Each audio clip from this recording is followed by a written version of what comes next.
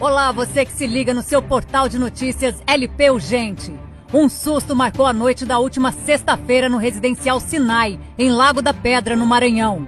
Segundo informações, um jovem pegou uma caminhonete Hilux e começou a fazer manobras perigosas nas ruas do bairro, agindo com total imprudência. Em determinado momento, ele perdeu o controle do veículo e bateu contra um poste de alta tensão.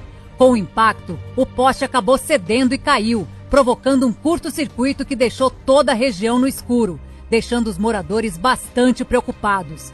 Felizmente, não houve vítimas graves e o veículo não teve perda total, mas o caso serve de alerta.